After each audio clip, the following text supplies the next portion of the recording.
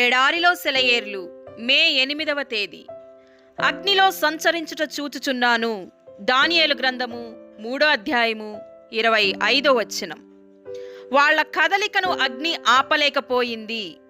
దాని మధ్యలో వాళ్ళు నడుస్తున్నారు.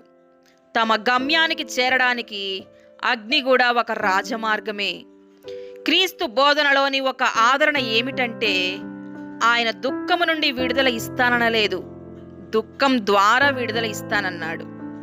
నా దేవా, చీకట్లు అలుముకున్నప్పుడు నేను కేవలం ఒక సొరంగంలో మాత్రమే ఉన్నాను అని నాకు జ్ఞాపకం చెయ్యి.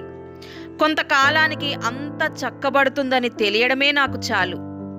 నేను ఒలీవ కొండ శిఖరం మీద నిలబడాలట, పునరుద్ధానపు మహిమలో పాలు పొందాలట. కానీ ప్రియ తండ్రి, ఆ శిఖరానికి నేను ఎక్కి వెళ్ళడానికి కల్వరి దారి కావాలి. ఈ లోకంలోని కష్టాల నీడలు నీ పరలోకపు ఇంటి దారిలోని చెట్ల నీడలే కదా. తండ్రి, నీ ఇల్లు కొండ మీద ఉంది.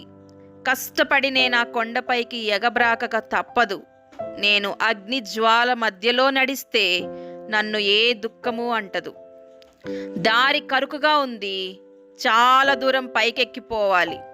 పూలు కాదు, ముళ్ళున్న దారి. ఆకాశం మబ్బులు పట్టింది. ఆ మసక వెలుగులో ఎవరో నా చెయ్యి పట్టుకున్నారు. నా దారంతా పూలబాటగా పరుచుకుంది. సిలువ భయంకరం, నా వీపు మోయలేని భారం. కర్కశం, కఠినం, పాషాణం. చేయూతనిచ్చే వాళ్ళు లేరు.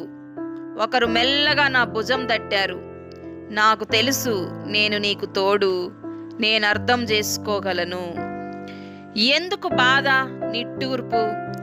సిలువ మోసేవాళ్లలారా రండి, గమ్యం అదిగో కనిపిస్తుంది. మన కలల పంట కనుచూపు మేరలో ఉంది. మనం వేసే ప్రతి అడుగు వేద్దాం ప్రభు సన్నిధిలో.